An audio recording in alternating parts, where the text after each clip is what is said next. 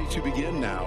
Cryptocurrency and the new psychology of money. I wonder what that could be. Because when you think about it, money influences your psychology. How we think about it is very important. And the person who's going to talk to you about this is ideally suited for it. Now, he is a person that has worked extensively in this, in cryptocurrencies, how to use them, and he's working right now on his master's degree in clinical mental health psychology. He also has a bachelor's degree in psychology. He's going to talk about how dollars and money affect us and brings changes. Now, he knows about crypto as well. Get this combination. He's got the psychology background, studying it, getting his master's now, and he is a regular journalist for Bitcoin.com. So he knows that we've got the perfect person in the entire world, and I don't mean that as hyperbole, that is true, helping us on this. His name is Sterling Lujan. He's my friend. Please join me in welcoming him now.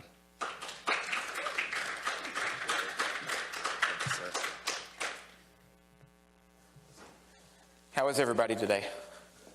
Awesome. Great. Well, I want you guys to humor me real quick with a few questions. I'm going to ask you a few questions. Was anybody who's in this room, as they were growing up, when you were children or when you were younger, did your parents provide you with any type of financial education? Show of hands. Okay. And I would think that being that we're at a financial conference and that we're involved in the financial space, especially as it concerns cryptocurrency, there would be more people who would have had this type of education by their parental units, their caregivers, and the people who educated them as they grew up. Has anybody had their school, as they were growing up, the school system that they went through, educate them on economics and finance? Few hands. Okay. Well, there's a lot of you here that are sort of like me in this situation. As I grew up in an environment where there was very little interest in monetary conversation. I didn't have any type of financial education. All I can remember is my mom looming over me, telling me that I need to grow up, I need to go to college, I need to get a job, and I need to make money, and I need to save money. But that was the extent of my financial education. I did not have any more education than that, and probably the first bit of economics that I came upon was Keynesian economics. So I entered into the schooling environment, and I was immediately indoctrinated with this abstract idea about money, about finances, and about economics. So I didn't have a grasp of money or personal finances whatsoever. Now, that's going to be one piece of this discussion that I'm going to have. I'm going to look over money in general, finances in general, and try to demystify what money is.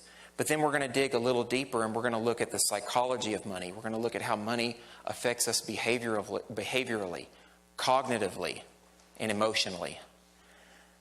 Now, there is one interesting facet of this particular discussion. I'm going to be mainly talking about fiat currency at first, and that just means the dollars that the banks create. And I'll have to let you know that fiat currency by definition means by decree or by authority. Fiat currency is generally backed by the violence of government, by the violence of central banks. And it's kind of funny, I was just watching Mr. Doug Casey do a talk in the other room, and he called Bitcoin and cryptocurrency fiat currencies. I disagree with Mr. Casey and say that Bitcoin and cryptocurrency is not fiat currency. It is not backed by authority. It is not by decree. It is backed by mathematics, and it is backed by the miners who run those particular computers. And we are going to get more into that as we move through this. But if there's one thing that I want you all to remember from my presentation today, it's that fiat currency can actually harm us psychologically. It can make us impervious to learning about money and to being exposed to financial ideas. On the other hand, cryptocurrency can liberate us. Cryptocurrency can make us psychologically more aware, can make us more compassionate, more loving, more dignified, more humane. And this is one of the beautiful things about cryptocurrency. Let's see if I get my clicker. So let's go ahead and demystify money. This is funny. This is a financial conference that we're all at. I've watched as many of the talks as I could today, and I only heard one person actually try to define money, actually provide that initial monetary education. And that was Mr. Casey as well. He did define money. So what is it? Let's talk about it, and let's get really in depth. So money is a tool. It's an invention. It's a technology. Money is a medium of exchange. It's how we as humans communicate value to each other. But this poses an interesting problem, because when we talk about value, we're talking about an area of our life that is totally and utterly subjective. Money is not something that's concrete in terms of what it is. Yeah, sure, we have dollars, we have gold, but why do these things have value at all? It only has value. Any kind of money only has value because we assign money to it. The great cryptocurrency expert, Andreas Antonopoulos, really summed this up better than most people that I've heard. He referred to this idea of money as being a collective hallucination. We collectively agree that money has value, and that's why we assign value to it, and that's why we use it to exchange goods and services with each other. This has a kind of a funny relationship to quantum physics. I think Colin earlier mentioned a little bit about quantum physics. He talked a bit about it. There's a little joke in physicist circles about quantum physics. And this is a la Richard Feynman. Who's heard of Richard Feynman before? Great physicist. He said that quantum physicists don't even understand quantum physics. How does this relate back to money? It's my contention that the monetary economists and modern day economists don't really understand money. A lot of them haven't even heard of this idea of subjective theory of value. They haven't been exposed to some of these Austrian school of economics and some of these economic lines of thought that don't look at money as having what some people refer to as intrinsic value. Or the only thing that intrinsic value refers to is money having a use case or having a utility. So now that we have a proper and appropriate understanding of money as a medium of exchange with value assigned to it that we collectively imagine that is assigned to it, now we can explore some of the other aspects of specifically fiat currency and its properties. This is one of the toughest things for a lot of people to realize about fiat currency, is its properties of how people look at it. So fiat currency is totally and utterly controlled by government, by the central banks. It's printed by these central banks, and so it automatically has an association with authoritarianism, with governments, and it really makes it difficult for us to psychologically internalize money. It's why money topics have been considered so taboo. It's why my family and my educators didn't take the time to really educate me on what money is, because they can't answer the difficult questions. They can hardly answer what money is, much less who prints it, where does it come from, and why can't we just have more of it? Money is also, it has a certain kind of symbolism attached to it. Jeff, in his talk earlier, mentioned this. So anytime you look at money, be it if it's from the United States, if the central banks here have minted it, or any other fiat currencies that are created overseas by governments overseas, it usually always has the impression of the king or the ruler or the master on front of these dollar bills, on the quarters. So money has a very close, especially this fiat currency, a very close association with violence, with authoritarianism. And just think about that initial idea and how that would affect our psychology, how that changes who we are. It's no wonder that parents can't talk to their children about money. It's no wonder that it's a taboo topic in society at large and that nobody wants to deal with it unless under specific circumstances. Thank goodness for conferences like the Nexus, where we can come out here and actually be honest and talk about money and get in depth and talk about it in detail. So this is what it creates psychologically as a master-slave dynamic. When rulers, central bankers, and authorities control the money, it makes the people who use that money serfs or slaves to those individuals. These people, and this is all of us and has been for the longest time, can't really deal with money very well because it's created, controlled by these individuals who determine the exact amount of it that's going to be printed, how much is in circulation. They inflate the currency. They do with the currency what they will. And it all has immediate consequences and ramifications for how we interact with each other. But now, this idea that money is taboo, there's actually a term for it, and it's not commonly used, but it's called chromatophobia. Chromatophobia just means the fear of money. And I think, I'm going to jump ahead just a little bit here, but I think that one of the reasons why a lot of people have a lot of skepticism of the cryptocurrencies that we're so fond of is because they have inner biases that have been delivered to them by their parents and by society at large that makes them automatically fear money and be skeptical of it. And of course, there are even more reasons that cryptocurrency has for different people to be worried about what this money is going to do when it really starts to take on a mainstream effect, which is actually happening right now. It all has to do with the innate fear and hatred of the wealthy, which we're also going to get into in just a moment. So all this stuff that I'm talking about, and this is funny because I really don't want to just sound like I'm making this stuff up on the spot. So whenever we talk about ideas, I think it's very important that we validate those ideas with as much evidence as we can muster, or as the best kind of arguments that we can muster. So there was a study on parents, children, and money. It was a survey. T. Rowe Price's 2015 Parents, Kids, and Money survey. In this survey, the individual who conducted this determined that 3/4 of parents have an inability to communicate financial ideas to their children. They can't talk about money, they can't define money, and they can't really express why they can't talk about it. All that they said is that they don't have the confidence to talk to their children about it, or they don't want to burden their children with monetary ideas because they won't understand it. But guess what? They make that decision and their children never learn about money. So any of you who are like me and you didn't raise your hand earlier, this is why you didn't have a money education. Your parents did not talk to you about it because of what was going on in their own lives, how they felt, but there was the obvious circulating ideas undulating beneath the conscious awareness that money is associated with power and with authority, and it's painful to discuss those ideas.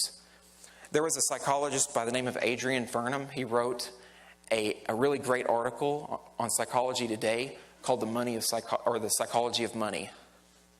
And in this particular article, he mentioned several different surveys that showed that 90%, this is even more, 90% of parents and educators can't talk to their children about money, can't talk to even young adults about money. Huge problem. But the problems with money and how we perceive money and how we understand it goes deeper than that. According to a study done by Jeffrey Dew at the University of Utah, more marriages end in divorce because of financial issues. More people get broken up over the fact that they can't agree on how to handle money and that somebody's spending more or not taking care of their end of the bargain. Has anybody ever had an argument with their significant other in regards to finances? Okay. I didn't think that I was alone in that. I believe in this particular study that Dew conducted, he said that 30% of couples who argue once a week in regards to money issues are definitely going to get a divorce, or more likely to get a divorce. Let's talk more about how money affects our ability to empathize with others, our ability to connect with others. And again, I want to make it very clear that right now I'm talking about fiat currency, I'm talking about reserve notes, because this is something the researchers don't even consider, but this is the context in which all of these studies were done. It was done under the context of a system that's based on fiat currency and the Federal Reserve banking cartels. This money empathy gap study was conducted by a researcher by the name of Paul Piff out of the University of Berkeley in California. Now, what Piff and his team did, and this is difficult to imagine, it's easy to imagine but difficult to imagine the outcome. Piff placed two participants in a small room and placed a Monopoly board out there in the room with them so that they could be pitted against each other in a nice friendly game of Monopoly. Well, it turns out the game of Monopoly was not friendly after all, because Piff didn't want to just watch two people play Monopoly. He wanted to watch two people play Monopoly where the game was rigged. And I want you guys to remember about the idea of a game being rigged, because there's definitely a game that's rigged that we have to deal with on a regular basis that we're all well aware of. So Piff made one player advantaged or privileged and one player underprivileged or underadvantaged. The privileged player had 2 dice, so instead of 1, so the privileged player could roll 2 dice and move around the board, the Monopoly board, a lot more often. And they also made more money when they passed go, and they started the game with more money. At the very beginning of this particular piece of research, the participants just thought it was funny, it was humorous. They knew that the game was clearly advantage to one player, but at first they didn't think about it much. They just giggled at each other and then commenced to playing Monopoly like nothing was wrong. Can you guess what happened? As they began to play Monopoly, the advantaged person started to get excited, started to smirk. In the words of Paul Piff, the advantaged player got a pompous smirk on their face as they started moving the pieces around the board. And as they moved their piece around the board, as they're rolling 2 dice, they were slamming down the piece and taunting the other player. There was also a bowl of pretzels that were placed besides the Monopoly board, and it was shown that the person who was advantaged or privileged in this scenario just ate the pretzels like crazy, and the underprivileged player did not touch the pretzels at all. Now, here are the conclusions of this, which it's painful, but the conclusions are obvious. The researchers concluded that the advantaged player, because of this situation of being advantaged, they lost touch with their humanity. They lost the ability to connect and to empathize with others, especially with the underprivileged opponent. They no longer had a concern about the other person's plight, and the fact that they knew the game was rigged didn't affect how they acted at all. And this is what Piff has referred to as the money empathy gap. Because of the 2 players had a rigged disadvantage between each other, the ability to empathize for the advantaged player dissipated. And bear in mind, of course, the monopoly money is a clear representation of fiat currency and how fiat currency can affect us on a psychological level. So it breeds this sort of feedback loop between the advantaged and the disadvantaged, where the advantaged think that they're naturally better and that they don't have to do anything to prove themselves than the underprivileged player or the underprivileged person, even though the system is rigged. That's a problem. But I don't want to come here to this conference today to bog everybody down with bad news and how money makes us greedy and evil and makes us go crazy. Maybe if I can go to the next slide. There we go. What we're dealing with now is a new financial paradigm that's cropping up. And that's really why we're all here at the Nexus meeting. One of the primary reasons is because we understand that this new kind of money, cryptocurrency, is revolutionizing economics, finance, politics. It has the capacity to truly undermine the system and the way that the system functions. Before getting into the specifics of the psychology and the arguments that I have, that suggest that these cryptocurrencies will totally and utterly alter our psychological functioning because of the nature of how they work and how much impact they're going to have on society at large. Let's talk a bit about the features that cryptocurrencies generally have. And I want to say generally because there are exceptions to the rule with different cryptocurrencies, because cryptocurrencies can be built different ways by the developers and programmers who are interested in them. Whole different monetary and economic systems can be created on a blockchain alone. So the first primary characteristic, as we all know, of cryptocurrency, and I would think that most people here know, is that they are decentralized. And what this means is there's no single point of failure when using cryptocurrencies or cryptographic technologies.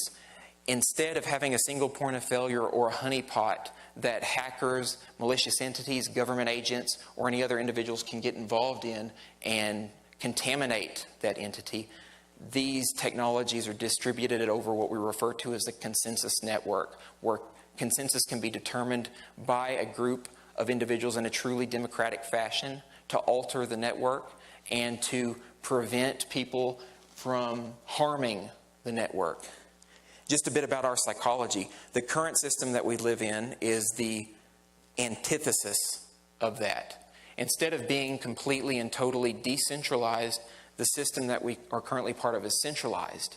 If we live in a centralized society with controllers manipulating us, manipulating the currency, that's what affects our psychology negatively, as I talked about. So imagine if it's decentralized. What happens when we can actually engage with each other via mesh networks, via interactions directly with each other, and without having to worry about rulers or sociopaths or politicians or bureaucrats or kings or any of these authoritarian types to harm us in some way? That moves right into the next characteristic of this currency. It's peer-to-peer. It's peer-to-peer technology. And that means instead of having an intermediary, a clearinghouse, or a middleman stake a claim to a transaction between two people can make a transaction without having any kind of problems, without having the tax man loom over. And I think Derek actually mentioned this in his talk as well. But there's no one who's going to sift part of the revenue from that transaction. There is fees, but hardly any fees, and they go to the network if there are fees, but there's definitely no taxes that are incurred as a result of a peer-to-peer, a truly peer-to-peer transaction. Another piece of the puzzle when it comes to cryptocurrencies is that they're borderless. Cryptocurrencies, especially like Bitcoin, Nexus, they don't care about national borders. These currencies don't care at all. These transactions can be made from where we're standing right here in Aspen, Colorado, to Japan without any kind of hang-ups, almost instantaneously, depending, of course, on the currency and the protocol that underlies it. Imagine trying to do a transaction with dollars. If you want to send, say, $1 million from here to Japan, what kind of difficulties are you going to encounter when you try to make that transaction? You're going to encounter a lot of problems. First of all, because of the Patriot Act. If you send, just $10,000 if you send around that amount?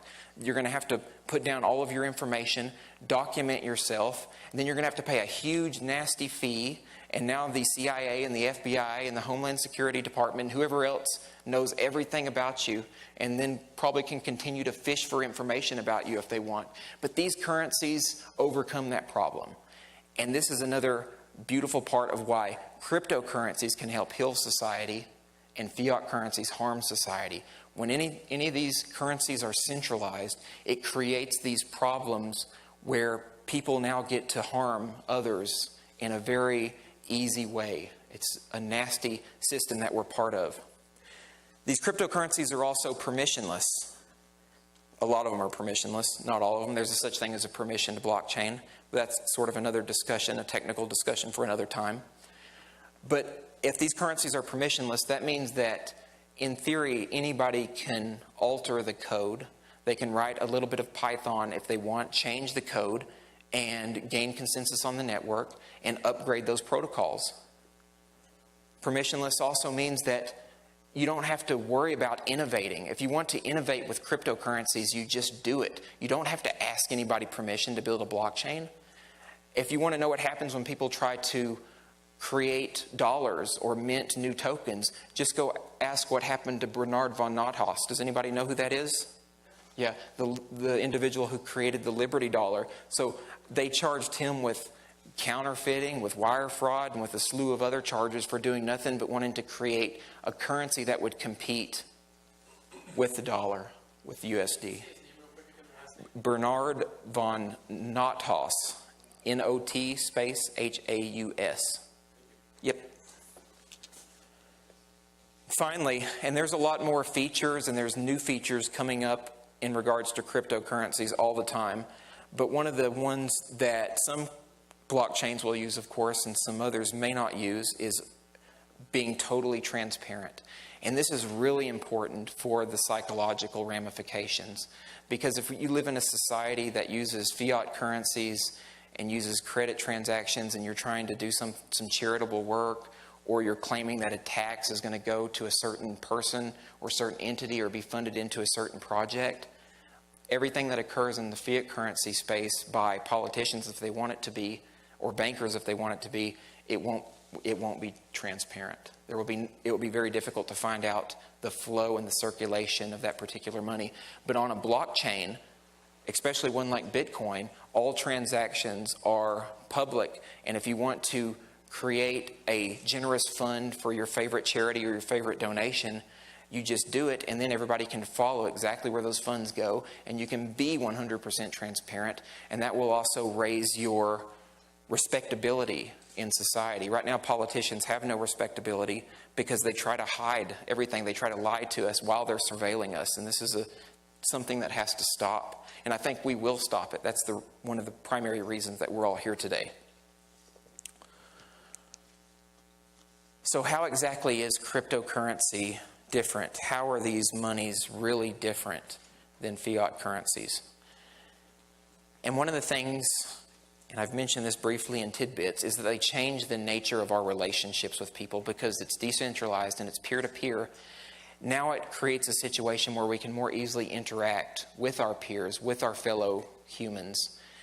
And that allows us to be naturally more compassionate. It bridges the money empathy gap because of the way that we're now allowed to connect with people. Having strong relationships is extremely important when it regards our financial life because it encompasses so much of what we do. Exchanging value with each other is so important. And that's why these cryptocurrencies are going to enable us to do it in a way that makes us happier, that makes us more lively, and that totally alters the fiduciary landscape that we find ourselves in.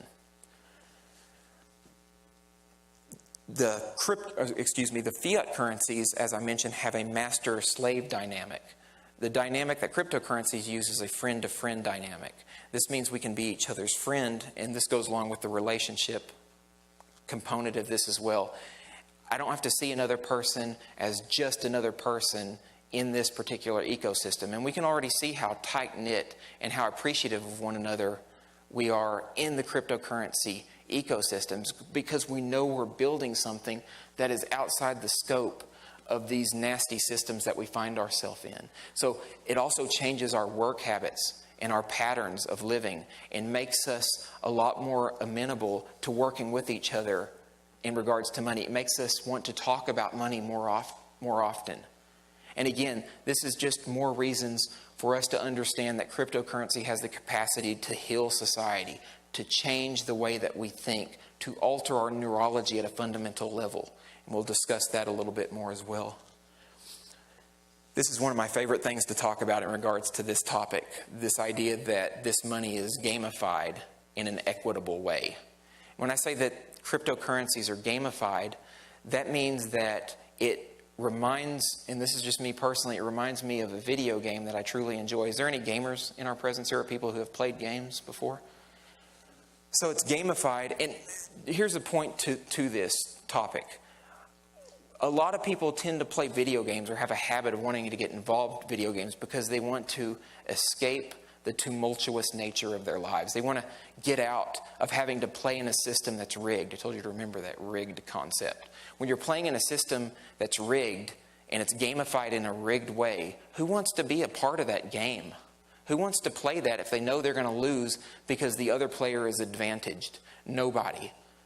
So income cryptocurrency. Now it's gamified in such a way that's equitable. Like I said, these cryptocurrencies are permissionless. You don't have to ask permission to build them. You just build them. And if you can't build it yourself, if you can't write the code, you get somebody who can and you work together. And this is what's happening on a grand scale, on a memorable scale that we will remember for a long time. In the scope of gamification, this is an example of how this works. I'm a big fan of a desktop wallet called Exodus. Anybody familiar with Exodus? If you're not familiar with Exodus, that's a desktop wallet that you have to have. It's a multi-asset wallet that was developed by a couple of really cool guys.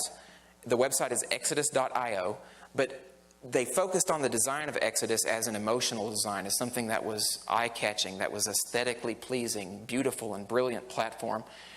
And the thing with Exodus is it not only looks beautiful, like a World of Warcraft interface, like you're literally playing a game, is that it keeps track of the markets, of course, in real time. Most wallets do this in the cryptocurrency space. But it also has Shapeshift built into it. And, you know, Eric Voorhees, he's here. He's the CEO of Shapeshift. Shapeshift is a very useful API tool where you can transfer one cryptocurrency to another one at market value for a small fee. So Exodus has Shapeshift built into it, but it even simplifies Shapeshift. At the touch of a button, you can exchange one of your cryptocurrencies for another. So what I do, I'm like a little kid in a candy store. I get onto my Exodus wallet and I will buy some of these cryptocurrencies, move them into the Exodus wallet, and then start exchanging them, and then root for which one's going to win. It very much is a game. I feel like I'm playing StarCraft and I'm generating resources for myself. But this is how we're building wealth of the future, of wealth into the future. We're gamifying it to such a way that makes it understandable, where it's not rigged, and we can create whatever we want to do, and we can earn money and make money and talk about money and heal ourselves, heal our psychology, change who we are on a fundamental level. Speaking of change ourselves on a fundamental level, I mentioned a minute ago about the human brain. The human brain, and this is going to play right into what we're seeing contextually in society with the emergence of cryptocurrencies, but the human brain is very plastic. Is anybody familiar with the concept of neuroplasticity? Cool. So neuroplasticity is a concept that's just really been illuminated in the last 2 decades, really just the last decade in neuroscience. And it's this idea that our environments, how we're raised, and the way that people talk to us, and the choices that we make alter our brain, alter the structure and to the degree the function of our brain, especially in terms of memory. So if we're brought up in an environment that is nasty, that is rigged, that's not gamified in an equitable way, what that's going to do is negatively affect our brain. It's going to produce humans who are more prone to hating money, who are more prone to hating each other, who are more prone to be nasty to one another, who are more prone to violence. The systems that we find ourselves embedded in are what really alter who we are, that really have direct impact on us as human beings. So there's this idea in psychology called nature versus nurture, and this is what it's all about. There's some people who believe that nature or our genetic code is what determines our personality and who we become. And there's another idea called nurture, the idea that our environment, like I just talked about, is what shapes our personality. Well, it turns out that this nature versus nurture, that's what it originally was, nature versus nurture argument was totally wrong. It's not nature versus nurture. It's not one or the other. It's not a dichotomy. Instead, it's nature via nurture. What we've learned is that our human nature, our inbuilt genetic code works intimately and intricately with the environment to change who we are. Income cryptocurrency, decentralized systems, agorism, all of these different ways of relating to each other are going to have far-reaching impact on our psychology. It already is having a far-reaching impact on our psychology and who we are.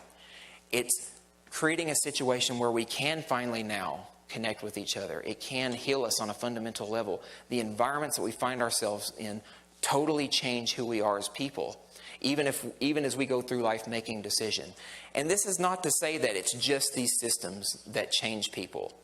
It's also up to us to change ourselves. Derek talked about this earlier in his talk. People have to come to an understanding that they want to be good people. This is true because our own thinking, our own emotional content, the ebb and flux of our emotions are what alter how we react to other people or how we respond to other people. So that's also extremely important. So really what I'm introducing today is a new kind of psychology that's going to be very important for the future. And you don't have to use the same term that I do. This is just how I conceptualize it in my head. But this is a field that I just refer to as crypto psychology. And it's a field that is ripe for experimentation because there has hardly been any research conducted on how exactly cryptographic and decentralized systems affect us behaviorally, emotionally, and cognitively. Most of the arguments I made were just that, arguments from the deductive process of reasoning, which tend to make a lot of sense, but it's not necessarily factual. And that's not to say that psychological science is the end-all, be-all of this discussion. But there's so much more that we can learn about what we're doing to ourselves right now in terms of creating these blockchain protocols. It's so much more than just altering the economy, than just altering the financial landscape. It's even more than just altering or removing or abolishing government, which for one I think is going to be a fantastic thing, and it's already fantastic that so many people are starting to look outside the scope of government. But imagine a situation where our whole psychology has changed, where our humanness is fundamentally, radically reshaped, redesigned, and retooled to match what these decentralized and peer-to-peer cryptocurrencies are doing for us. We are in the middle of not only a financial renaissance, we're in a cultural renaissance. We're in a, thank you, we're in a time when everything is going to change and we are all going to be remembered as the individuals who switched up the gear and who started chugging forward without any fears, without any concerns, and with knowledge that we're definitely changing society in that we are removing the evils of government and we are coming to terms with who we are as humans, as decentralized people, as people who want to be more loving, more compassionate, and more dignified.